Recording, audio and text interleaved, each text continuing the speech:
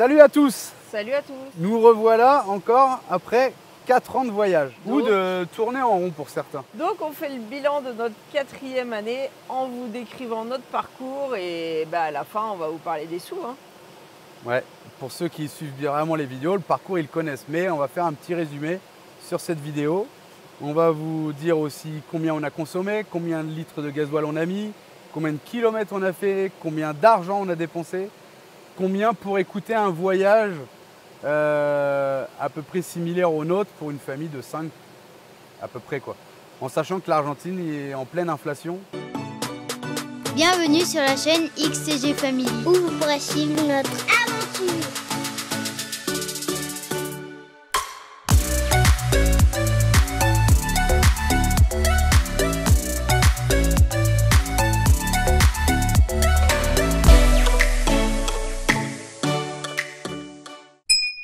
Donc globalement, cette année, on a fait la Patagonie et la Terre de Feu, ce qui correspond au tour que tous les touristes font. Ils partent de Buenos Aires et ils tournent jusqu'à Ushuaia avant de remonter par la 40. Alors nous, on n'a pas fait comme tous les touristes, parce qu'on n'est pas touristes, et on a continué la route 3 jusqu'au bout. Alors, c'est une route qui est assez compliquée, parce que c'est toujours tout droit, il n'y a pas grand-chose à voir. On va y venir là, il y a quelques petits trucs, donc il faut vraiment les faire. Mais on voulait vraiment faire notre petite boucle sur Polar Steppe. Parce que les autres, ils commencent à descendre sur la route 3 et ils bifurquent sur la 40 pour descendre. Et après, ils remontent aussi par la 40 en faisant des passes au Chili. Ou alors, il y en a qui ont beaucoup d'argent et qui prennent le bateau au Chili à travers les fjords. Mais ça, c'était pas dans nos moyens. On a démarré donc le 10 novembre 2022 à Puerto San Julián. Pourquoi le 10 novembre? Parce que c'est la date exacte où on a quitté la France. Donc on fait nos bilans du 10 novembre au 10 novembre. Puerto San Julián, on en a parlé dans la vidéo des 3 ans puisque c'était notre fin de 3e année. C'est là où on s'est arrêté, donc on reprend ici. Qu'est-ce qu'il y a à faire à Puerto San Julián? La réplique du bateau de Magellan, la route côtière. Des excursions en bateau pour aller voir certains types de manchots avec des sourcils jaunes, je ne sais pas leur nom. On ne l'a pas fait, c'était cher. Mais globalement, ce qu'il faut retenir de la route 3, c'est qu'il y a du vent. Il ne fait pas toujours beau, mais parfois il y a de la température, mais de toute façon avec le vent, vous ne le sentez pas.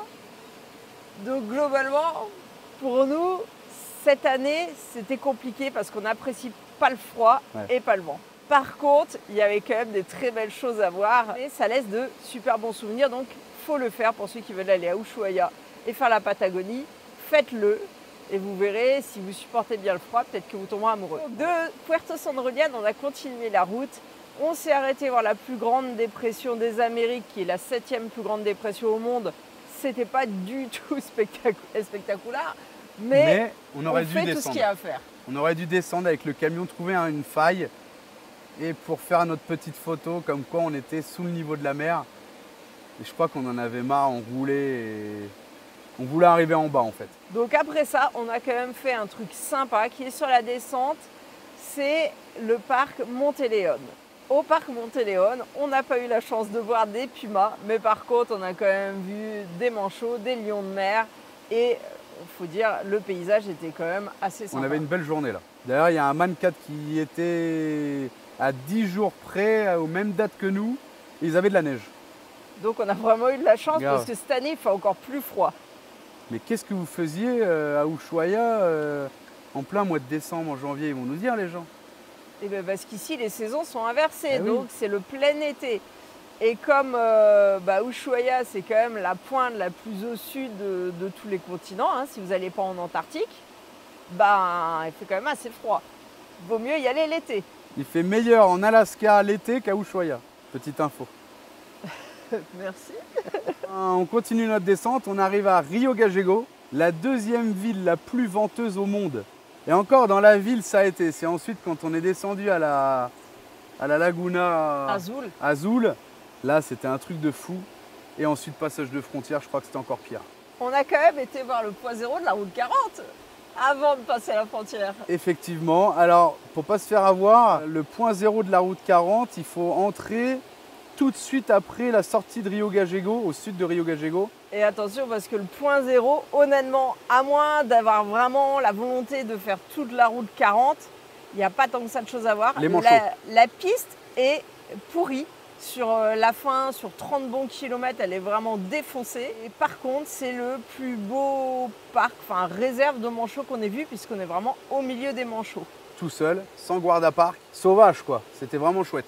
Donc on a quand même fini par passer la frontière, hein, notre première traversée au Chili. Ce qui aurait dû arriver normalement à notre arrivée en fin 2019.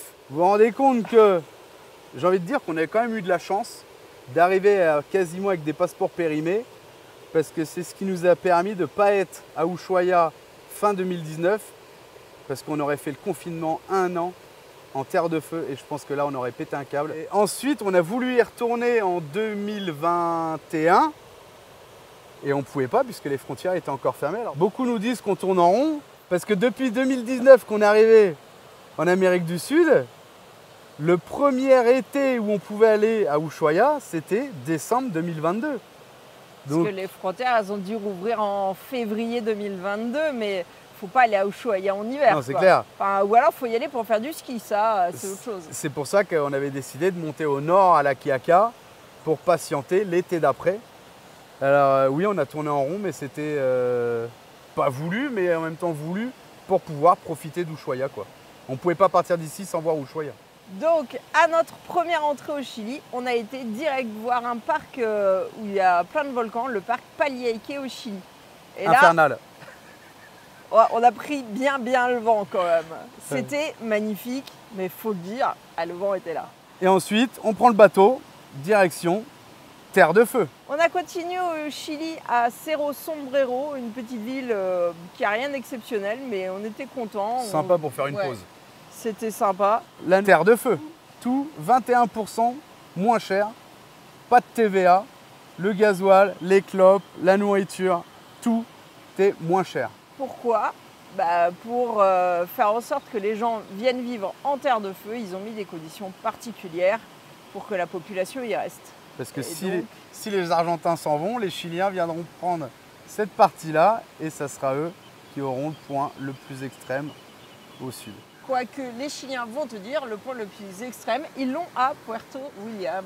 Mais finalement, c'est pas vrai. C'est pas vrai. Parce que la péninsule Mitre est plus bas. Mais avant d'arriver à la péninsule Mitre, quand même, on s'est arrêté à Rio Grande pour pouvoir faire l'illumination du sapin de Noël avec les enfants. Ensuite, on est parti voir l'épave Desdemona à Cabo San Pablo.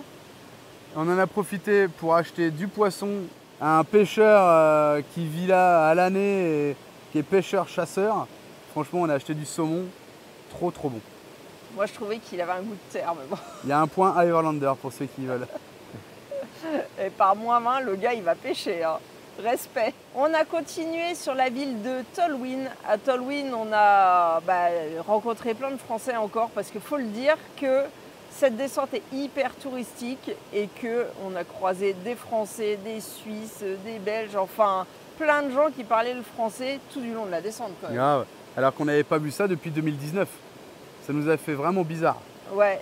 Ce qui fait qu'au final, on n'a pas beaucoup parlé espagnol cette année. Un petit coucou à Jo et Mélanie qui sont rentrés d'ailleurs et à tous ceux qu'on a rencontrés. Ouais. À Tolwyn, c'était l'occasion de voir des castors. On n'en avait jamais vu. Et ensuite, on a continué la route pour poursuivre vers Ushuaia, mais en faisant d'abord un détour pour aller à la fameuse péninsule Mitre, que vous pouvez faire aussi au retour. Je pense à ça parce qu'on a Mankata 4 régulièrement au téléphone, ils sont sur la descente. Et il me dit j'ai plus le temps, il faut qu'on descende. Et c'est ce que je dis, en fait, péninsule Mitre, Rio Grande, ça peut être fait au retour d'Ushuaia parce que Ushuaia, c'est un aller-retour en fait. Bah ouais, faut réaliser que c'est une île avec pas une population énorme et que finalement, il n'y a pas tant que ça de routes. Et la plupart des routes que vous voyez sur la carte, après, ça va être des pistes. Donc la seule route, c'est celle qui monte et qui descend, quoi.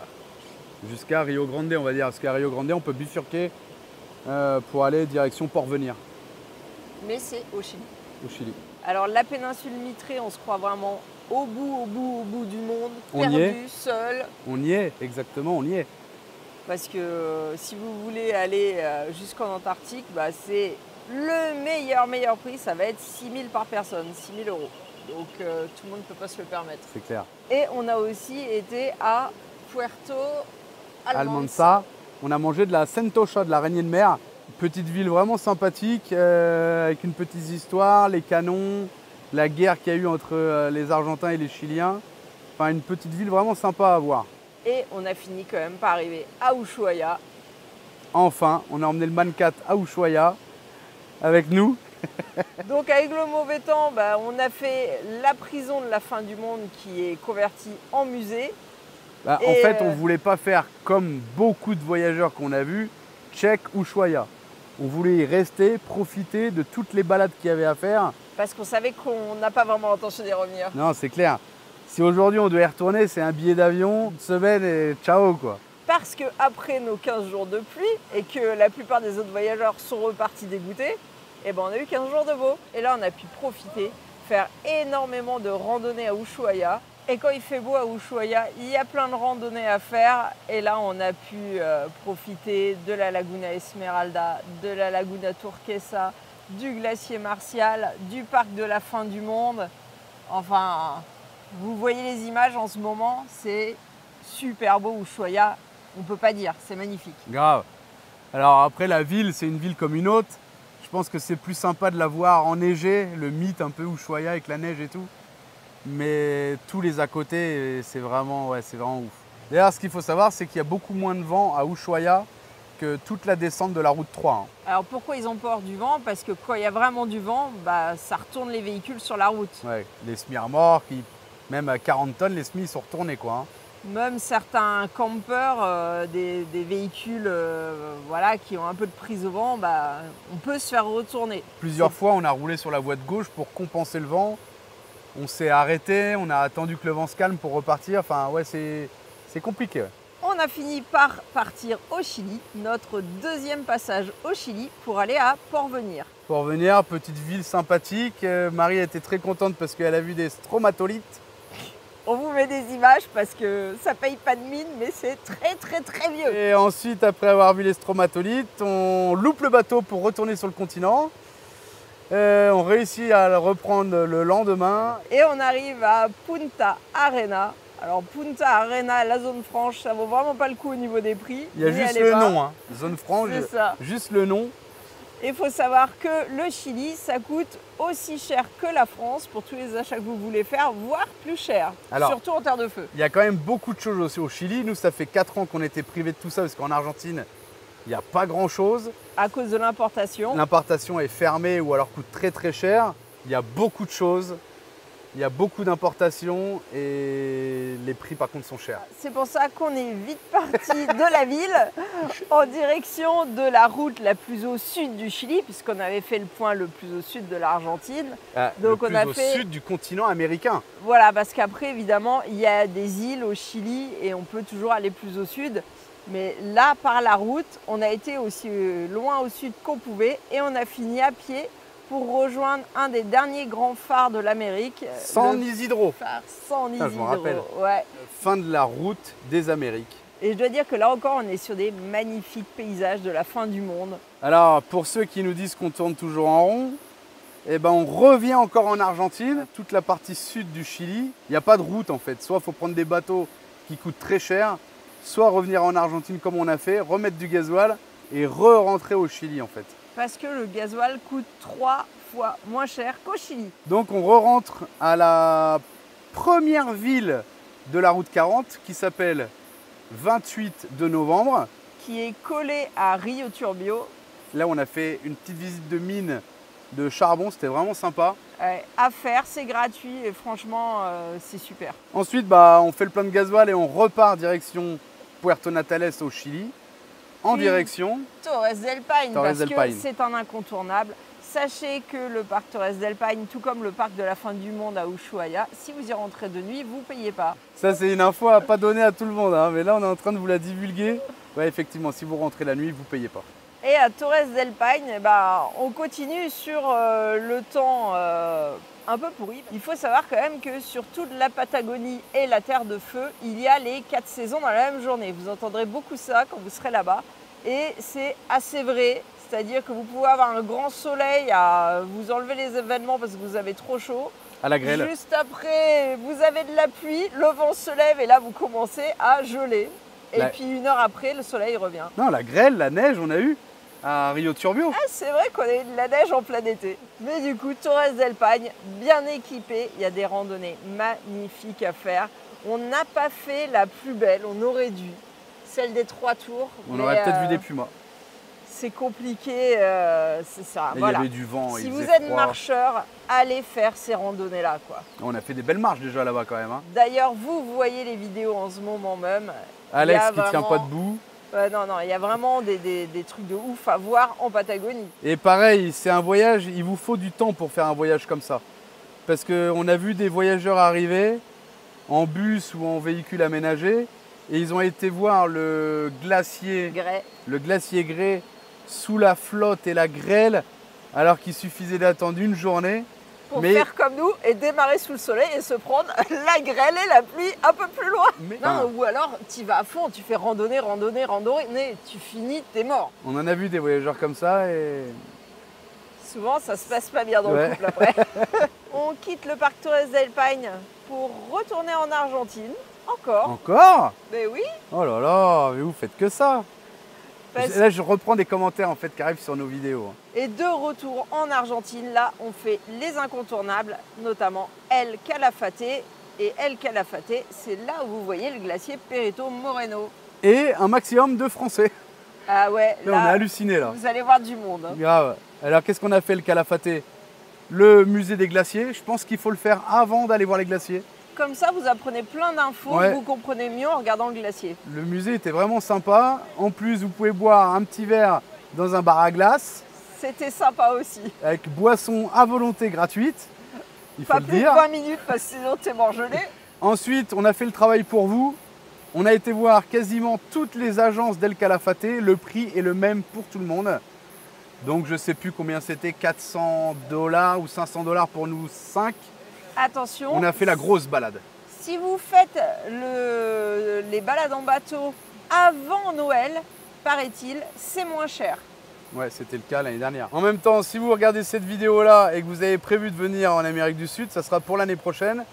On sera passé au dollar en Argentine avec Milei, donc les prix n'auront plus rien à voir. On ne sait pas, c'est possible. Donc, quelle balade on a fait? On a fait la balade pour voir tous les glaciers en bateau, y compris le Perito Moreno, parce que vous avez plusieurs balades, plusieurs tarifs. Et c'est vrai qu'on s'est dit on ne reviendra pas 2 fois. On a fait la grosse balade pour voir, je sais plus, 5-6 glaciers, je crois, en tout. Et cette balade, il n'y a qu'un bateau qui le fait, il s'appelle le Maria Turquesa. On a continué en direction de El Chalten. El Chalten, c'est la ville de la randonnée par excellence. C'était une ville vraiment faite pour nous, gros randonneurs qu'on est. D'ailleurs, on est arrivé, c'était la fête du trekking. On a passé des bons moments à El Chalten et on s'est fait le Fitzroy. Alors, on n'est pas monté sur le Fitzroy parce qu'il faut être escaladeur, mais la randonnée du Fitzroy, elle était costaud. Hein. Ouais, vraiment costaud. Le surlendemain, on s'est fait la Laguna Torre. Enfin, on s'est fait beaucoup de randonnées là-bas. Bah, de toute façon, il faut y aller que pour ça. C'est encore pareil, c'est un aller-retour. Hein. Ouais, il y a 160 bornes aller-retour, je crois. Donc, c'est vraiment que pour faire ça. Il n'y a pas d'issue derrière, vous pouvez pas... Si vous êtes à pied, vous pouvez prendre le bateau. Alors déjà, il faut une voiture pour aller jusqu'au bateau parce qu'il y a un peu de kilomètres. Mais ensuite, le bateau prend que les passagers piétons pour arriver à... du côté Bichat du ou Chili, Higgins, en fait. pas loin. On est reparti, on a continué côté argentin. En passant par Gobernador Gregores, c'est pas qu'il y a quelque chose à voir, mais on avait besoin d'argent. Ouais, parce que n'oubliez pas aussi que sur cette remontée de la route 40, les pagos faciles, les Western Union, c'est super compliqué. C'est difficile de prévoir puisque le taux n'arrête pas de changer. Pour vous dire, là, on est à 900 alors qu'il y a 2 jours, on vient de le faire à 1044 et il y a 3 mois, on était à 500. Enfin, c'est très compliqué de prévoir. Prévoyez à Ushuaia, il y a un gros Western Union au centre commercial Carrefour. Mais vous attendrez 2 heures. Il faut avoir le temps, mais là vous pouvez retirer beaucoup d'argent. À Rio Grande aussi, vous pouvez tirer de l'argent sans faire la queue. À Rio Grande, oui, effectivement, c'est peut-être du coup le dernier où on peut retirer de l'argent. Et ensuite, c'est très compliqué, il n'y a pas beaucoup de sous. Et comme on est à la limite du Chili et les Chiliens ont un taux de change avantageux comme le nôtre, eh ben, il faut de l'argent pour les Chiliens et pour les Européens, quoi. Pour tous les touristes en fait. Parce que c'est blindé de touristes. Et personne ne paye en carte bleue. Bien qu'il y a à peu près 1 an, ils ont fait un taux à peu près préférentiel en payant par carte bleue. Mais tout le monde paye en liquide. Et en Argentine aussi, si vous payez en liquide, vous gagnez soit 10%, soit 20% sur la TVA. Donc c'est quand même énorme. Donc de Governador Gregores, on a continué vers le parc Perito Moreno. Non, ce ne sont pas les glaciers, c'est un parc vraiment sauvage avec très peu de tourisme parce que c'est encore un aller-retour. Il y a Perito Moreno ville, Perito Moreno parc et Perito Moreno glacier, tout ça à des 500 bornes de distance, quoi. Regardez bien la carte. Regardez bien la carte, ouais, c'est clair. Le parc Perito Moreno, pour y accéder, c'est par piste. À peu près toutes les choses qu'il y a à voir pour y accéder, c'est de la piste. Aller-retour. Toujours aller-retour. Et vous pouvez parfaitement faire ça avec tout type de véhicule. Maintenant, il faut prendre davantage le temps si on n'a pas un véhicule un peu costaud. Alors à ce moment-là du voyage, quand même, on en avait marre du vent, du froid. Et quelque part, on était un petit peu lassé des beaux paysages. Non, c'est moche à dire, mais en fait, il y avait tout le temps des beaux lacs, un environnement magnifique. Des belles cascades. Et on a failli pas y aller. Ouais. Et là, on était content d'y être allé, honnêtement. C'est un parc à faire. On l'a fait, les arbres commençaient à se colorer des couleurs de l'automne. Il n'y avait personne. Et franchement, ça valait vraiment le coup d'y aller. Il y a énormément de randonnées à faire aussi. Alors il y a beaucoup de mouvements à faire en camion parce que ce parc il est immense. Il y a beaucoup de lacs à contourner. Mais à chaque spot, il y a beaucoup de randonnées à faire, quoi, finalement, à pied. Et tout le long du parc, vous avez des refuges. Là, c'est carrément des petits pavillons. Vous avez des lits pour dormir, avec les matelas. Vous avez le poêle à bois, le bois à disposition, des bancs. Certains, il y a même des couverts. Enfin, il y avait de la vaisselle. Vraiment super. Et tout ça gratuit. Donc ensuite, direction la Cuevas de los Manos. Vous y croyez ou pas? Moi, j'y crois pas. Je pense que c'est faux parce que les mains sur la paroi à l'air libre sont trop propres. Je veux dire, on est obligé de refaire le ravalement tous les ans sur notre baraque en France. Et les mecs, il y a des millions d'années, ils ont peint avec du sang d'animal et du charbon et c'est encore visible. Moi, j'hésite un peu. Et en même temps, sur le chemin, il y avait des traces de coulure de peinture, de la même couleur que les mains sur le mur. C'était la lasure des barrières. Ah, c'était la même couleur. Moi, j'y crois pas. Maintenant, vous faites ce que vous voulez. Faites des recherches. Dites-nous au cas où si quelqu'un pense comme moi. Non, mais en tout cas, magnifique. Parce que ce parc est patrimoine mondial de l'humanité. C'est pour ça que j'en doute. Justement. Mais à ce moment-là, on pourrait douter aussi de la Tierra de Color qu'on a été voir juste après. Parce que se retrouver avec de la terre qui ressemble à de la meringue rose, orange, marron et jaune. Là, c'était magnifique. Mais là, tu vois que c'est naturel. Ah. Mais c'était magnifique. À faire, franchement à faire. Peu connu aussi des touristes, je crois, parce qu'on n'a vu personne dans tous les cas. C'est pas exceptionnel parce que c'est vraiment très localisé, mais c'est impressionnant au milieu du paysage. Et c'est pareil, à cet endroit-là, il n'y a que ça à voir. À part la station-service pleine d'autocollants à... Barro Caracoles. Voilà, c'est tout. Ensuite, après, on remonte. On arrive à la ville de Perito Moreno cette fois, où on ne fait pas grand-chose à part essayer d'avoir de l'argent parce que c'est toujours compliqué. Puis on passe à Los Antiguos. Je vais faire un petit stop. Si vous cherchez une petite maison à louer qui coûte vraiment pas cher face au lago Buenos Aires, le plus grand lago d'Argentine qui fait partie en même temps du Chili et de l'Argentine, là où est mort le créateur de The North Face, et ben il y a une petite maison chez Gustavo qui donne face au lac. Et franchement, pour ceux qui descendent en tente de toit ou en véhicule pas très confortable et qu'ils en ont marre du froid, ils peuvent aller là, on lui passe les contacts et ils peuvent aller dans cette petite baraque se réfugier. C'est vraiment super avec les animaux. Enfin, et Gustavo est vraiment au top. C'est le Terros Ranch. Vous pouvez retrouver sur iOverlander et Google. Los Antiguos, c'est la ville de la cerise. Si vous êtes à la bonne saison, ouais, profitez des cerises. Et là, on traverse à nouveau au Chili. Encore? 3e traversée. Voilà, ils tournent vraiment en rond les XTG. Hein.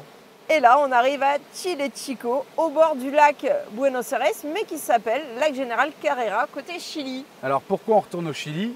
Pour aller voir les cathédrales de marbre et faire la Carretera Austral. Parce que vous ne pouvez pas venir du sud, il n'y a pas de route. Ça, c'est pareil. Si vous n'avez pas un 4x4, vous pouvez le faire. Ça sera plus long, parce qu'il n'y a que de la piste. Donc on va aux cathédrales de marbre, magnifique, il n'y a rien d'autre à dire, il faut le faire. C'est quelque chose qu'on ne s'attend pas à voir. Mais, un diamant au milieu de l'eau. Après, c'est comme tout, ça se paye. Chaque excursion au Chili, même si vous voulez aller marcher en forêt, tout est payant. Il n'y a qu'en Argentine où tout est gratuit. Grave, c'est pour ça qu'ils n'y arrivent pas. Ensuite, après les cathédrales de marbre, on monte au glacier Exploradores. C'était sympa. Alors pourquoi c'était sympa? Parce qu'on a vu le glacier sans glace. C'est pas le plus beau glacier, mais c'est impressionnant à voir. On l'a vu de très loin en faisant un trek au milieu de, je dirais, la forêt amazonienne, parce que c'est vraiment l'impression qu'on avait, parce qu'au Chili, à la différence de l'Argentine, c'est extrêmement vert et humide. Il pleut tout le temps, de ce côté-là en tous les cas. Sur cette partie-là, sud-sud du Chili. Mais la partie glacier qu'on a vue au drone, qu'on vous montre là maintenant, là, ça fait vraiment penser à une décharge. On ne s'imagine pas comment ça peut être sous la glace en fait. Et c'était bizarre tous ces petits tas de terre. Et de là, on repart vers le sud pour aller sur la Carretera Austral. Et Julien a eu un petit coup de cœur pour Caleta Tortel. Ah, j'ai bien aimé cette petite ville. La ville aux passerelles. C'est ça. Ensuite, on continue en prenant un bateau gratuit. Il y a quand même des choses gratuites au Chili pour rejoindre Villa O'Higgins. Et là, on arrive au point 0 de la Carretera Austral. On vous met la photo. C'était pareil, la route vraiment magnifique. Villa O'Higgins, ça casse pas trois pattes à un canard. Une belle petite ville. Il y avait des randonnées qu'on n'a pas fait. Je pense qu'on avait eu notre lot de randonnées, on était à bout. Et c'est surtout la Carretera Austral, la piste était magnifique, quoi. Et c'est encore quoi? Un aller-retour. Parce que vous ne pouvez pas aller plus au sud. À moins de continuer à pied, comme on l'a dit. Donc on se retape la Carretera Austral jusqu'à Cochrane à peu près. Et là, on traverse le parc Patagonia. Attention, des parcs Patagonia, il y en a un peu partout, au Chili comme en Argentine. En sortant de ce parc, on repasse en Argentine. Évidemment, c'est toujours de la piste. On a crevé, tiens. Encore. Ah, on vous a pas énuméré les crevaisons. C'est vrai. On pourra vous le faire, tiens. C'était assez exceptionnel quand même cette année. Évitez de rouler avec des Michelin. Une fois qu'on passe la frontière, on se fait la piste 41 qui nous avait été chaudement recommandée par beaucoup de voyageurs. Ouais. Il faut au minimum un véhicule rehaussé, si ce n'est un véhicule tout-terrain pour le faire. Tout dépend de la saison, quoi. D'ailleurs, à la sortie de la piste 41, on a encore crevé.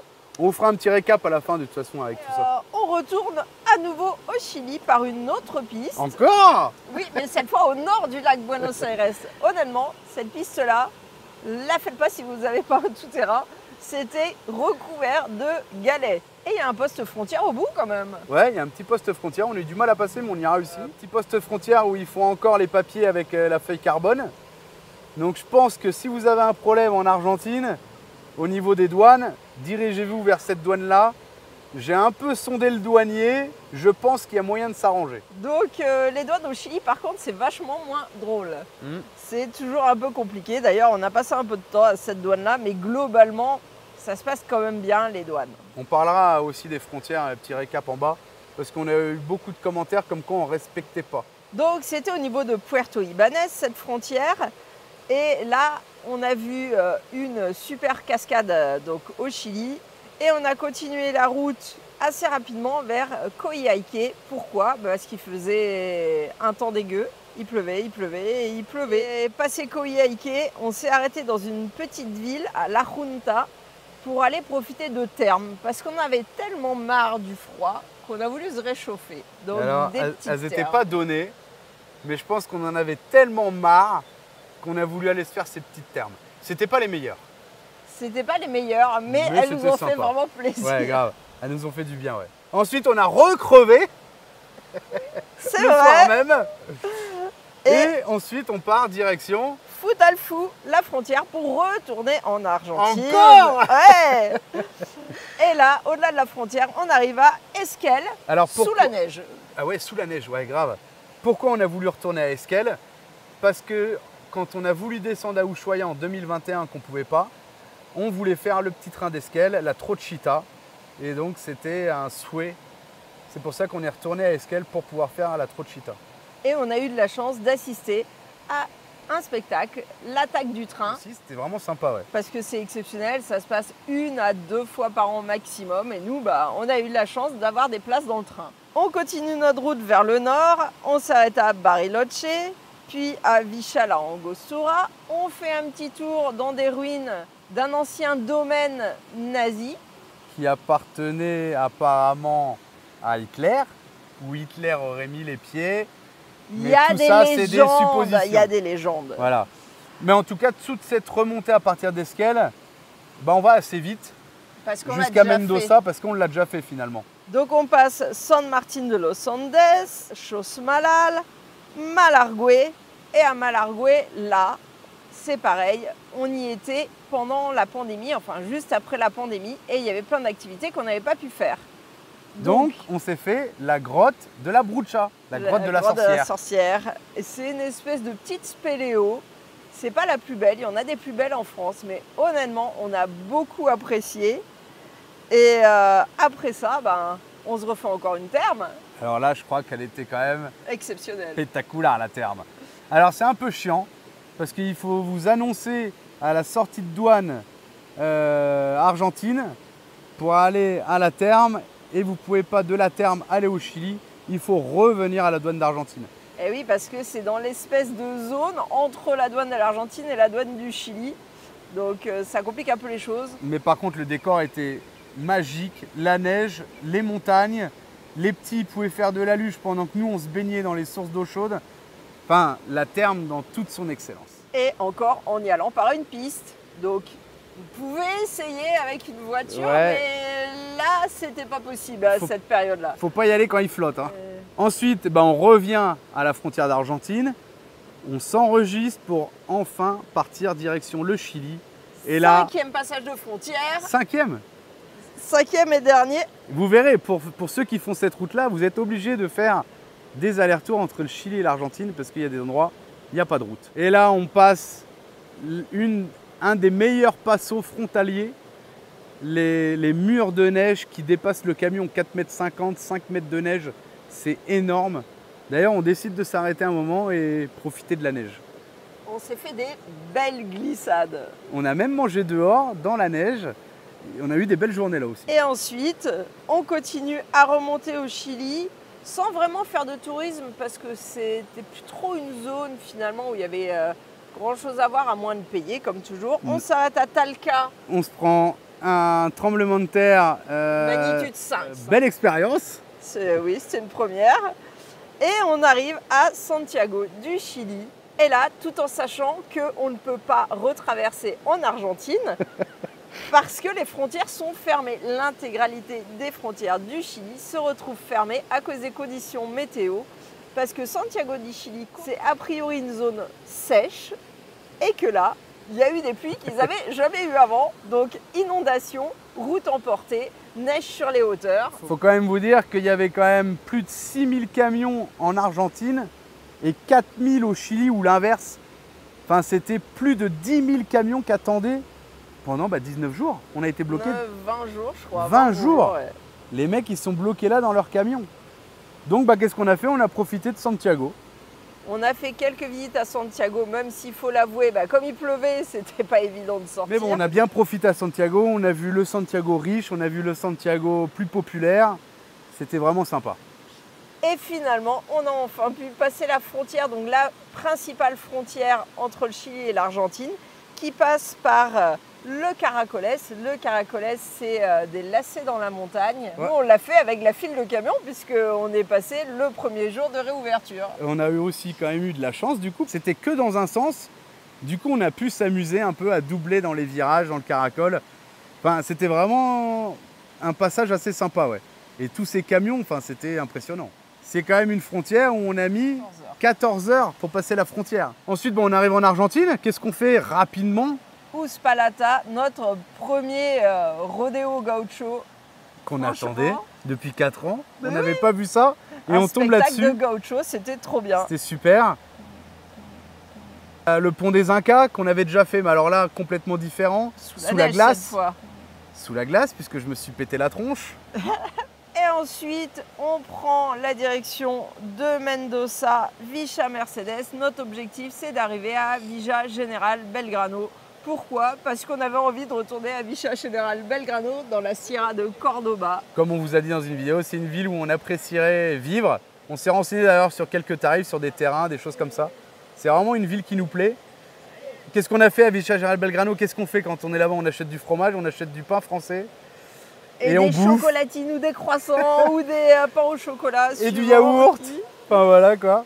Et ensuite, notre objectif quand même à rouler vite, c'était de rejoindre Jesus Maria pour pouvoir croiser les Manhattan 4 avant qu'eux partent faire leur tour vers le sud, le même qu'on est en train de vous décrire. Quasiment, parce que chacun a son petit parcours, mais quasiment le même itinéraire.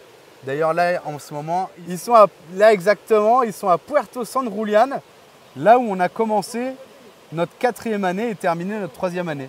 Ils sont au même endroit, enfin, c'est rigolo. Donc on profite de passer du temps avec eux, de faire quelques petites modifications sur le camion avant de prendre la route ensemble vers Arrochito, une petite ville où on a profité de notre dernier week-end avant qu'ils partent de leur côté et nous du nôtre. Ensuite on a continué direction Rafaela parce que je voulais changer l'huile des amortisseurs, mettre une huile un peu plus épaisse. Une fois qu'on a fait ça à Rafaela, on est remonté direction Sunchale. On a fait une super rencontre. Super rencontre de Ronald et Eliana et les enfants, Serre Camper. Et ensuite, direction Morteros, où on s'est posé pas mal de temps pour refaire contrôle dentaire, contrôle de santé. Manon, il fallait qu'elle se fasse arracher une dent. Enfin voilà, on a préféré faire ça à Morteros, se poser tranquille sur le terrain, revoir tous les copains, vidange du camion. Alors oui, c'est aussi l'entretien du camion, c'est l'entretien de nous-mêmes. Et ensuite, on repart direction Sunchale, Serre Camper, faire un petit coucou à Ronald et Eliana. Et là, on a fêté notre 4e année de voyage. Et c'est là où se termine le résumé de cette année. Ensuite, on va passer aux dépenses, aux kilomètres et au coup de gueule. On en vient à la partie, je pense, la plus intéressante pour vous, la moins intéressante pour nous. Les dépenses sur cette année 2023. Alors, combien on a passé de frontières cette année du coup? On a passé 10 fois la frontière, 5 fois pour aller au Chili et du coup 5 fois pour revenir en Argentine. Pour revenir à certains commentaires comme quoi on n'était pas respectueux des frontières, qu'il y avait des lois, il fallait les respecter. Alors j'ai envie de dire, déjà on les respecte les lois. Maintenant quand on planque un saucisson et une pomme, je pense que c'est moins grave que 1 mètre cube de merde sur les pneus du camion et 3 branches d'arbres accrochées sur l'arceau ou sur les roues de secours. Et à côté de ça, ils prennent le petit bâton qu'Alex utilise pour faire un pistolet. Enfin, ouais, voilà. Il y a un problème, c'est que soit tu appliques tout. Comme en Australie. Voilà. Soit ça n'a pas de sens d'appliquer à moitié. Encore le pire, c'est que donc on a quand même passé 5 fois la frontière et 5 fois les règles n'étaient pas les mêmes, ils les appliquaient différemment. Ouais. Donc viande congelée, viande pas congelée, viande sous vide, viande cuite. C'est jamais la même histoire en fait. La poubelle, il la contrôle jamais. Une fois, ils l'ont contrôlé sur 5 passages. Parce que je lui ai dit. Ouais, peut-être, ouais. Il l'a contrôlé, il a vu qu'il y avait plein d'épluchures, mais c'est comme ça à chaque fois. Donc voilà, les contrôles se font más o menos comme un peu partout en Amérique du Sud. Donc on restera más o menos aussi, pour ceux qui comprennent. Sur les réseaux sociaux, pour ceux qui ne savent pas, vous pouvez nous suivre sur YouTube, forcément vous voyez la vidéo, mais aussi sur Instagram et Facebook. Sur Instagram, c'est un peu plus en direct. Il n'y a pas de décalage comme sur les vidéos YouTube. Sur Facebook, il y a des albums. Il y a vraiment des photos avec des albums par pays, par province. Ensuite, vous avez Polar Step. Pour savoir exactement où on est en temps réel. Ouais, alors ça, c'est bien et pas bien. Qu'est-ce que vous avez d'autre? Vous avez PayPal pour nous soutenir sur la chaîne YouTube. En tout cas, on vous remercie tous pour ce soutien via la chaîne. Ça nous a permis de participer au renouvellement du matériel, on en parlera après. On a aussi des liens en description sous les vidéos que vous pouvez utiliser pour, par exemple, la banque en ligne, N26, pour trouver de la musique, Epidemic Sound, pour PayPal. Il y a aussi notre adresse email si vous voulez vous adresser directement à nous. Vous pouvez aussi trouver le lien de Teespring pour ceux qui veulent des vêtements, des mugs, des coussins, des serviettes. Il y a tout un tas de produits floqués XTG Family. Vous avez le lien aussi du coup de la boutique Teespring dans toutes les vidéos. Et on remercie ceux qui se sont servis du lien N26 parce qu'on a touché une petite prime de parrainage avec la banque en ligne. Donc merci à vous. C'est pareil pour Epidemic Sound. C'est pareil, vous pouvez cliquer sur le lien en bas de la description. Et nous, ça nous coûte un peu moins cher à l'année. Et vous avez aussi un avantage, je ne sais pas lequel, mais en tout cas, vous profitez de quelque chose aussi. Ouais. Ensuite, combien de kilomètres on a fait cette année? On a fait 12 584 kilomètres, du coup du 10 novembre au 10 novembre. On a mis 6 896 litres de gasoil. C'est précis. Ouais. Et ce qui concerne le chauffage de la cellule qui a tourné quasiment toute l'année et le chauffage de la cabine qui a tourné quand on roulait. Pendant 12 000 km quoi, presque. Ce qui fait que notre consommation, elle est faussée. Donc on a une consommation de quasi 55 litres pour 100 km, mais il faut réfléchir qu'on a mis le chauffage toute l'année. Ouais, quasiment toute l'année. Quasiment, ouais. On va dire sur 12 mois, on a mis le chauffage 10 mois quoi. Parce qu'on est un peu frileux. Et puis on n'éteint pas le chauffage, il est allumé, il reste, il fait 21 degrés. Tout seul. Comme à la maison en fait. Ça pour ça, il n'y a rien à dire, le Webasto franchement, il est pétacoulard. En plus, on est content parce que finalement, le 4000 watts avec le multicontrôle, il monte à 5500 mètres d'altitude. Donc, on est super content. Ça nous a coûté quand même, je crois, 300 $ parce qu'on a changé la bougie et le tamis. Alors, la bougie, c'était pas nécessaire. Du coup, on l'a quand même gardé. On a quand même gardé la bougie et l'ancien tamis. Mais ça nous a coûté 300 $ d'entretien. Au sujet du prix du carburant, c'est bien l'un des seuls avec les clopes. Il y a peut-être autre chose qu'on n'a pas remarqué encore, mais en tout cas qui n'a pas bougé ou qui a même baissé par rapport au taux de change. Parce que du coup, il y a un an, on mettait du gasoil à 164 pesos à l'époque. On changeait à 300 pesos environ. Ça nous faisait du gasoil à 54 centimes le litre. Et maintenant, un an après, on mettait du gasoil à 319 pesos. On change à 1100. Ça nous fait du gasoil à 29 centimes le litre. Les clopes, c'est 1 € le paquet. Par contre, tout le reste, on a mangé vraiment fort.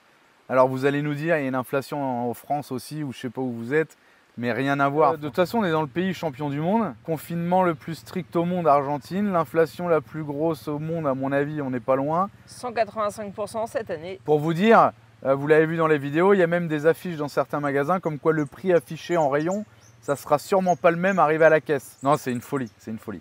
Ça reste toujours moins cher qu'en Europe. Mais c'est une folie ce pays quand même. C'est pour ça qu'on l'aime. On en vient à combien on a dépensé cette année? 24 243 €. Alors c'est mieux que l'année dernière, parce qu'on a moins investi pour YouTube. Mais il y a quand même eu des dépenses. 3 500 € de choses qu'on ne va pas réacheter par la suite. Ouais. Ça, par exemple, c'est quoi? Une tronçonneuse, une rallonge électrique, on a fabriqué un coffre, on a repris une machine à laver, on a fait d'autres achats sur Amazon, on a acheté un vidéoprojecteur. Mais ça, il y a du plus, du moins, parce que l'ancienne tronçonneuse, on l'a vendue. Le vidéoprojecteur, j'espère le vendre. D'ailleurs, s'il y a quelqu'un qui cherche un vidéoprojecteur, on a un beau vidéoprojecteur Acer à vendre. On a un GPS Globe 800X avec la carte d'Amérique du Sud. Le pack Gandini du Maroc, caméra de recul, il est vraiment complet, étanche et tout. Et il y a les dépenses pour YouTube qui représentent à peu près 1700 €. On parle d'une GoPro, de disques durs, on a fait réparer le Mac, les micros, et puis après des équipements pour le téléphone, des chargeurs, une coque de protection. Et à côté de ça, il y a à peu près 200 € de cartes téléphoniques pour pouvoir poster les vidéos. Et 100 € d'achat de musique. Toutes les musiques que vous voyez sur nos vidéos, on est obligé de les payer sur le site Epidemic Sound. D'ailleurs, vous pouvez aller dans la description, vous inscrire et je crois qu'on bénéficie de quelque chose aussi et vous aussi. 200 € pour vous publier les vidéos quoi. Parce que pourquoi? On veut plus s'emmerder avec le Wi-Fi comme on faisait avant en fait. Le Wi-Fi est de très mauvaise qualité où qu'on s'arrête, ça implique de rester une nuit complète quelque part pour essayer de charger une vidéo. Quelque part, c'est pas bien grave, mais quand tu es sur le station-service, voilà. On en connaît qui passent leur temps dans les stations-service pour publier des vidéos. Non, on faisait ça au début, finalement, on est mieux au bord de la rivière quand on a le réseau, parce qu'ici on l'a pas. Ouais. Pourquoi on ne prend pas la Starlink? Parce que c'est encore cher. On a fait le rapport, on ne serait pas gagnant pour l'instant. L'avantage de la Starlink, c'est voilà, s'il arrive quelque chose, ou si on trouve un endroit un peu comme ici, sans réseau, qu'on veut y rester un peu plus longtemps, là, ça serait l'idéal. Un problème, un gamin se pète une jambe, là aussi, ça serait l'idéal. Maintenant, ça coûte encore cher. Alors, la dépense de l'année, c'est vrai qu'elle est meilleure que l'année dernière. Maintenant, ce qui serait bien, c'est qu'on ralentisse un peu les frais. Parce que là, je vois qu'on dépense quand même énormément. Et on va aller au Chili. Ça va être la suite du voyage, on vous l'explique après. Bolivie, ça va être un peu mieux. Par contre, Brésil, va falloir qu'on ralentisse les budgets, quoi. Et maintenant, on va vous parler un peu des pneus. Parce que quand même, cette année a été exceptionnelle au niveau des crevaisons. Évitez de rouler en Michelin. Michelin XZL. Après, les Michelin, les pneus de voiture, je sais pas, c'est différent. Mais ces pneus-là, franchement, déjà, ils se bouffent à une vitesse d'enfer. Alors, à chaque fois, vous nous dites, ouais, mais vous avez des vieux pneus. Mais en fait, on a des pneus qui datent de 2015. Et avant, on roulait avec des Pirelli de 2007. Et on n'a jamais crevé avec les Pirelli, jamais. Combien de crevaisons on a fait depuis tout le voyage, on va dire déjà? 11 crevaisons et 2 hernies. Et on a dû changer le pneu parce qu'on ne voulait pas prendre le risque que l'hernie explose, on ne sait jamais. Si quelqu'un a besoin de pneus, c'est pareil, on peut vous dépanner là-dessus. On a pas mal de choses ici. De novembre à novembre, on a fait 7 crevaisons et 2 hernies. Enfin, c'est impressionnant. Et le 21-12, juste avant Noël, Ushuaia. Le 8 février, Punta Arena, mais c'était une hernie. Ouais.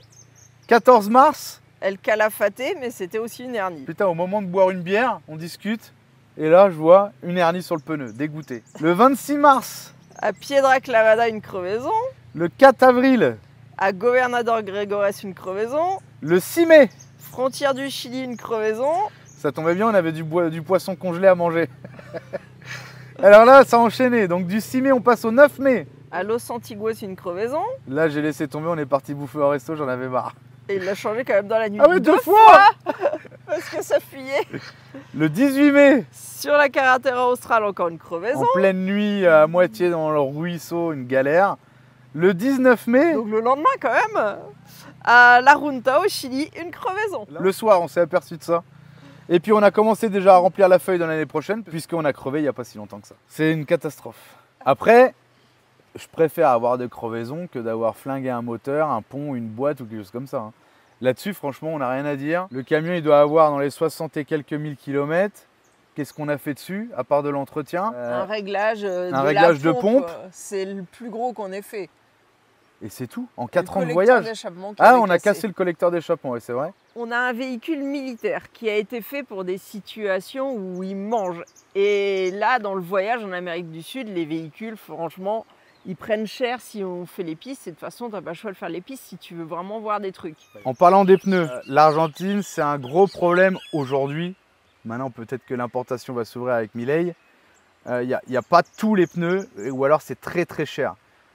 Prévoyez des routes de secours, ou prévoyez en Uruguay, au Chili, en Bolivie, mais en Argentine. Au Paraguay. Pour vous dire que tous les pays autour de l'Argentine sont plus chers, mais alors tous les Argentins vont acheter des pneus à l'extérieur. Donc c'est vraiment que c'est très très cher ici. Et il n'y a vraiment pas toutes les tailles. En tout cas pour nous, c'est impossible de trouver des pneus neufs. Ou alors c'est 1500 € un pneu en France, plus 40% de taxes. Donc c'est impossible de mettre des pneus neufs sur le camion ici. On en vient au coup de gueule. Ouais, coup de gueule, oui et non. Énormément de mensonges sur les réseaux sociaux. Parce que cette année, c'était finalement la première année où on a croisé énormément de voyageurs francophones. La plupart tiennent des réseaux sociaux, que ce soit Instagram, Facebook ou YouTube. Et on se rend compte que les gens ont tendance à vraiment enjoliver les choses. Mentir, moi j'ai envie de dire. C'est beau, tout se passe bien. Ils donnent une image du voyage faussée. Il y a des groupes de voyageurs et on voit que tout le monde a des galères à un moment ou à un autre, des casses, des pannes, et des grosses galères qui demandent quand même des réparations chères. Il y en a même qui rentrent en Europe pour faire des achats. Enfin, des trucs de fou, quoi. Tout le monde cherche des adresses. Tout le monde appelle Julien parce que il balance les adresses. En fait, je vais arrêter ça. En fait, je vais arrêter. Et au final, je vais arrêter de donner mes combines parce que derrière, il n'y a même pas. Merci à Julien XTG nous avoir filé un coup de main. Mais je sais pas, un petit coucou, un petit merci. Et derrière, il n'y a même pas un remerciement. Non, ça c'est abusé, je trouve. C'est pas vrai pour tout le monde. Non, il y a des gens qui sont super sympas. J'ai envie d'en faire une généralité quand même. Et oui, carrément. Et pour les contacts d'ailleurs, quand je vous donne un contact, essayez de le garder en privé. parce que je vais donner un exemple. On a donné le contact du copain de Morteros, Lucas, pour les assurances. Et ce numéro, il s'est retrouvé sur un groupe WhatsApp en public, sauf que c'est son numéro perso. Et quand on est retourné à Morteros, il nous a demandé si les Français avaient une éducation. Et je lui ai demandé pourquoi. En fait, les gens, ils le contactent à 22 h le dimanche. Voilà, c'est des choses qu'on ne fait pas, quoi. Donc, quand on vous file un contact, gardez-le pour vous et évitez de le mettre sur les réseaux. Les mensonges sur les réseaux sociaux, honnêtement, ne croyez pas tout ce qu'on vous dit sur les réseaux sociaux. Non, c'est clair. Parce que le voyage, il faut prendre conscience que ce n'est pas des vacances. Il se passe des choses, des problèmes qu'il faut gérer parfois au quotidien. Il y a des gens, ils veulent arrêter le voyage parce que c'est trop dur. Et à côté de ça, ils vont vous montrer que c'est la belle vie. Grave. Ou alors ils vont pleurer, en faire des caisses pour un rien. Et par contre, quand ils ont fait une connerie, ils vont mettre ça sur le compte d'autre chose pour pas dire que c'est de leur faute si ça a cassé, etc. Je ne citerai pas de nom, mais honnêtement, n'écoutez pas tout ce qui se dit sur les réseaux sociaux. Faites vraiment la part des choses. Ou alors, c'est nous qui sommes trop cons. Il y en a certains, ils vont faire des excursions, ça on l'a vraiment vécu, et qui ont donné les prix sur leur chaîne YouTube au taux officiel. Sauf qu'on est 4 fois moins cher aujourd'hui avec le taux Blue. Et on a rencontré des voyageurs qui n'ont pas fait certaines choses parce qu'ils avaient regardé la vidéo de ces gens-là et ils se sont dit non, c'est inabordable. Sauf qu'en vrai, si, puisque avec le taux Western Union, c'est 4 fois moins cher. Donc c'est des choses que ces gens auraient pu faire. Donc il y a vraiment des trucs sur les réseaux, moi, qui me dégoûtent. Et les gens font trop genre. Moi, je vais vider mes chiottes, ça va offusquer la personne. Et finalement, 10 minutes après, la personne fait la même chose en cachette, dans un coin. Ça, on sait parce que Manon l'a grillé.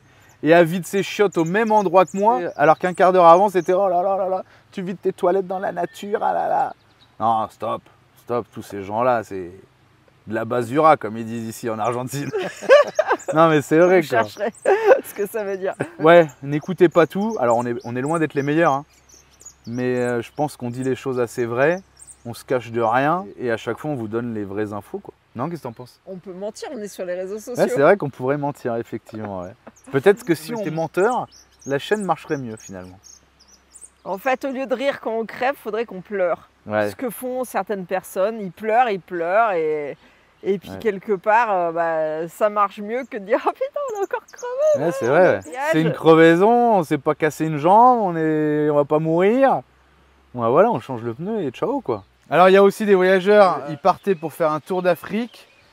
Ils sont arrivés au Maroc, ils sont rentrés, donc j'étais un peu étonné du truc. J'ai posé la question et la réponse c'était « Oui, mais nous, on n'a pas YouTube ».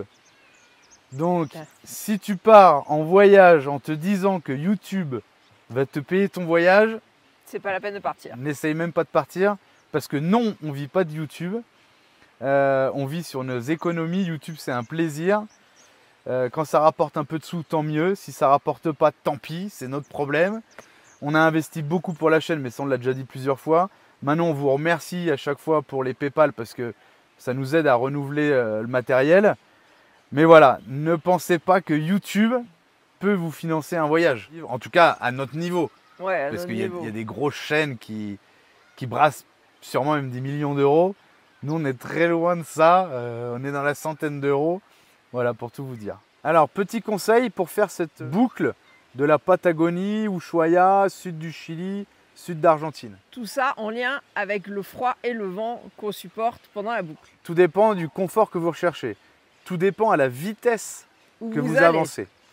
Mais quel est notre conseil? Si vous voulez vraiment profiter de votre séjour, il va falloir quand même prévoir un minimum de confort, c'est-à-dire que tout ce qui est à base de tente de toit ou toit relevable, avec le vent, avec la pluie, ça devient vite un problème. On vous dit ça parce qu'on a constaté avec différents voyageurs qui ne pouvaient pas lever leur toit, qui ont dormi à l'hôtel parce que la tente, la repliée mouillée, et ça finissait par moisir et puis à l'intérieur c'était mouillé, qui ne pouvaient pas l'ouvrir tout simplement parce qu'il y avait trop de vent et qu'ils n'avaient pas trouvé un spot abrité.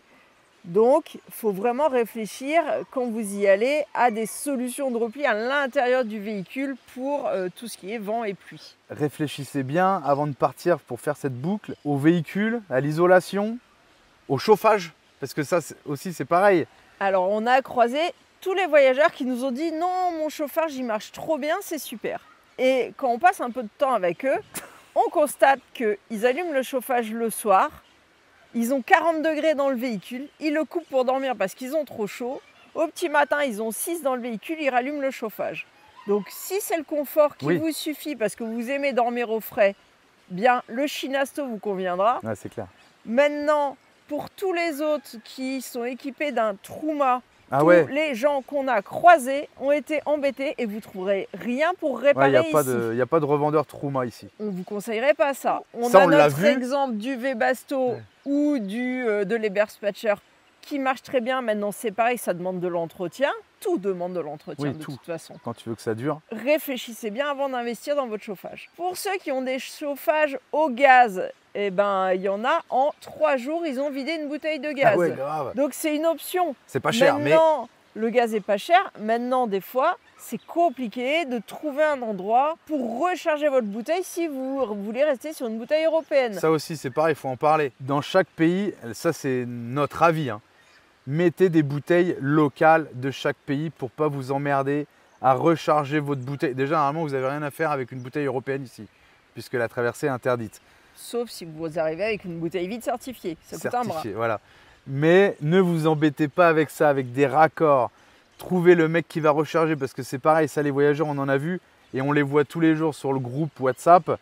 Ils cherchent des endroits pour recharger leurs bouteilles. Ils ne trouvent pas. En Patagonie, il faut oublier globalement. C'est compliqué. C'est très compliqué. Alors que si vous achetez une bouteille locale, un peu comme vous en France, vous allez dans un kiosco, à la station-service, dans un supermarché, et vous faites un échange de bouteilles, il n'y a pas d'histoire de recharge. En Argentine, c'est galère. Vous allez faire 10 Ferretaria. Au Chili, vous ne pourrez pas recharger, c'est des bouteilles un peu spéciales aussi. Voilà. Pour le tour de Patagonie, ne prévoyez pas de chauffage au gaz. Pour l'électricité. En réalité, on a le soleil qui dure très longtemps en été à Ushuaia, ce qui permet de bien recharger les batteries, globalement. Par contre, attention, le soleil est très bas. Donc si vous n'avez pas un gros ensoleillement, c'est-à-dire si vous passez plusieurs jours de gris, c'est fini, vous n'aurez plus d'électricité, même si le soleil est là jusqu'à presque minuit. Après, sur la remontée, suivant la saison où vous y serez, nous on était assez tard, on y était en automne, et bien là, globalement, les panneaux solaires là-bas, ils ne sont pas comme ça, ils sont comme ça.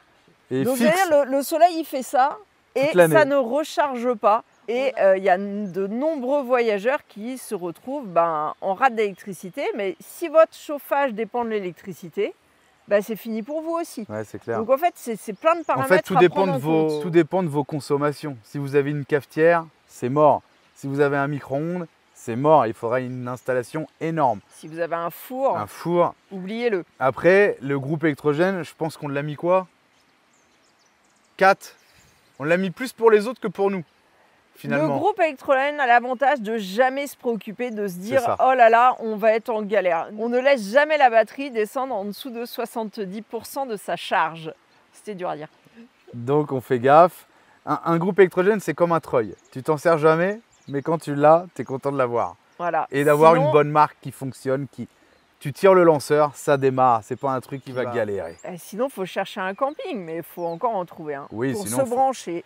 Mais là, tu dors plus dans les coins sauvages, c'est un autre voyage encore. Tout dépend de ce que vous voulez faire. Donc prenez bien en compte tous ces paramètres pour préparer votre voyage. Maintenant, il y a une solution simple. Vous avez un véhicule et vous dormez à l'hôtel. Ça marche aussi en vous disant que seulement à quelques occasions, vous bivouaquerez. Et voilà. Ouais, c'est plus dans ce sens-là. C'est quelques occasions, vous bivouaquerez. C'est pas quelques occasions, vous irez à l'hôtel. Hein. C'est vraiment dans l'autre sens. Hein. Nous, pour vous dire, on a 600 watts de panneaux solaires et 285 ampères de batterie. On n'a pas énorme, mais on n'est pas du tout des gros consommateurs d'énergie. Ouais. Chacun fait son voyage comme il veut, mais il faut quand même savoir qu'on est dans des conditions extrêmes puisqu'on est vraiment très au sud. Donc, réfléchissez bien à votre aménagement si c'est vraiment la boucle que vous voulez faire au niveau de la Patagonie. Voilà. Après, tu peux faire ta boucle en 3 mois et tu n'auras pas ce problème-là puisque sur tes 3 mois, tu seras en été en permanence. Tout dépend du rythme. Tu auras quand même le problème que s'il pleut en permanence, tu n'auras plus d'électricité. Et il faut le prendre en compte que quand même, on a eu énormément de pluie, surtout au Chili. Pour la suite, vous savez, hein, là on part direction Chili, le désert d'Atacama, la Bolivie, le Brésil, on verra ce qu'on peut faire par rapport au poids du camion, parce que là où on veut aller, ça pourrait être compliqué. Ouais. mais le voyage continue. On a rencontré des voyageurs qui nous ont dit à peu près les tarifs que ça pouvait coûter. Si on veut vraiment aller là où on veut aller, il va falloir qu'on prenne une excursion, on n'aura pas le choix. Ouais, et on bouffera des patates tous les jours. On bouffera de l'herbe. Petit mot de la fin, si vous voulez des stickers directs en provenance d'Argentine. Ça c'est pareil. On fait l'effort de vous envoyer des stickers que j'ai achetés, que j'ai payés pour envoyer, que je paye encore une taxe de dédouanement arrivé en France. Faites-nous une petite photo, mettez-la sur Instagram ou même envoyez-la nous perso. Merci, c'est sympa. Alors là, je ne fais pas une généralité parce qu'on a quand même des remerciements, que ce soit sur les réseaux ou en privé, mais pas tout le monde. J'ai envoyé 200 stickers, j'ai reçu 10 remerciements, 15. Faites-nous une petite photo. En tout cas, je remercie vraiment Régis et Marie qui font l'effort de vous les envoyer et tout, de s'emmerder à la poste, machin, vous postez les trucs, vous mettez un petit mot. Encore vraiment merci à eux en tout cas. Donc vous pouvez les commander sur Régis Studio Mélodie sur Instagram. Ah oui, fallait le dire quand même. Fallait le dire, non? Oui. Non mais c'est vrai là, moi j'en ai marre de... C'était pas ça que je voulais dire, fallait dire Régis Vidéo Studio Mélodie parce que tu parles depuis tout à l'heure et t'as jamais dit... Non mais moi j'en ai marre de tous ces gens là qui... Voilà. Ah, il est fâché. Ouais, je suis fâché. Là. Alors, il y a aussi le genre de personnes qui te posent 50 questions en privé et quand toi, tu leur en poses une, ils t'envoient le lien de leur vidéo. Ça, c'est pareil, c'est quand même hallucinant. T'as envie de leur répondre en envoyant toi aussi un lien de vidéo, en fait. Mais je devrais faire ça, on ferait plus de vues avec toutes les questions qu'on nous pose. Enfin, je trouve ça... On trouve pas ça correct. Non, je trouve ça hallucinant, quoi. En tout cas, on tenait vraiment à tous vous remercier pour suivre la chaîne YouTube. Merci. Merci à... tous les gens fidèles qui sont toujours là, tous ceux qui viennent d'arriver, tous ceux qui arrivent par cette vidéo. On va être clair, ça sert à rien de nous mettre des messages sur l'écologie, sur le camion, la conso du camion. Je pense qu'on aura battu tous les scores, rien qu'avec notre camion qui a 45 ans et qui a 60 et quelques mille kilomètres, comparé à notre maison, nos 2 voitures, nos loisirs, notre travail, enfin voilà. Donc là-dessus, évitez les commentaires qui servent à rien. Parce que ça avance pas. Je rejoins Julien concernant le sujet de l'écologie. C'est quelque chose qui m'énerve énormément quand on nous attaque sur ce sujet-là. Pourquoi? Déjà, c'était mon travail. Je travaillais dans la dépollution. Donc en fait, on n'est pas du tout à l'échelle de la pollution mondiale. Faut quand même se rendre compte que les plus gros pollueurs, c'est ceux qui s'en sortent le mieux et qui polluent toujours plus. Ça, c'est un sujet. Maintenant, il y a les gens qui se veulent écolos suivant tout ce qu'on nous dit à la télé, en France, en Europe principalement. Il est certain qu'en Amérique du Sud, ils ne sont pas du tout sur le même niveau d'écologie qu'en Europe. Donc quand vous voyez des papiers traîner et que les gens commencent à en faire tout un cinéma, un sketch, parce que c'est dégoûtant ici, je suis d'accord, c'est sale, on ne jette pas les papiers par terre, ça ne se fait pas. Maintenant, je pense que c'est vraiment très loin du vrai problème. Le vrai problème, c'est qu'en fait, on crée un sujet d'écologie sur des choses qui finalement ne sont pas écologiques. On vous dit achetez des voitures électriques, n'utilisez pas vos voitures électriques, il n'y a plus d'électricité. De toute façon, quand vos voitures elles vont être fichues, ils ne sauront pas quoi faire avec les batteries. Et à côté de ça, ils vont détruire tout le nord du Chili et de l'Argentine pour avoir du lithium. Donc en fait, on crée des sujets d'écologie. Et il y a des gens, ils sont à fond dedans, tu vois. On les voit dans les commentaires. Vous ne faites pas ce qu'on dit à la télé, vous avez tort, vous êtes des pollueurs. Non. Fais le bilan de tout ce que tu dépenses chez toi en énergie. Mais en fait, mais si on ne fait pas ça, on ne fait plus rien, j'ai envie de dire. Oui, et après, on va venir sur un sujet, un détail. Parce qu'en fait, réellement, moi, chacun fait ce qu'il veut. Si on peut respecter l'environnement, on le respecte. Et je pense que l'Argentin avec sa R12, il est plus écologique que n'importe qui avec sa bagnole neuve. Qu'en France, vous obligez à changer tous les, je sais pas, 5 ans parce que vous êtes à Paris et qu'il y a des normes, ça, c'est pas écolo, je suis désolée. Et au final, sur un petit sujet, ça va en titiller certains. Les toilettes, on a des WC chimiques, non chimiques, puisqu'on n'utilise pas de produits chimiques. Au final, on fait caca dans un récipient, avec du papier qu'on met dans la nature parce qu'ici, il n'y a nulle part pour récupérer les eaux noires, soit. Ouais, comme... Les animaux font dans la nature aussi, j'ai envie de dire. Et nous, à la maison, c'était pareil, on avait une fosse septique et ça se déversait dans le terrain. Maintenant, tous ceux qui nous rabattent la tête avec « Pourquoi vous ne prenez pas des toilettes sèches ?» Pourquoi pas? Si vous voulez le faire, faites-le. Maintenant, dans votre toilette sèche, vous allez mettre un sac pour faire caca dedans avec les mêmes papiers que nous. Et au final, vous allez mettre à la poubelle un sac. Donc, au final, si vous mettez vos papiers à part, ça fait 2 sacs. Bon, bah vous polluez. Et puis, vous allez tourner en rond pour chercher de la sciure. Bah, vous allez polluer avec votre véhicule. Ouais, mais c'est clair. Si on veut vraiment rentrer dans le jeu de l'écologie poussée à l'extrême, en réalité, on peut aller très loin. Ouais. Et en fait, personne n'est parfait. Il y a des gens qui le sont plus que d'autres. Nous, on n'est pas écolo. On a un camion qui consomme, c'est certain.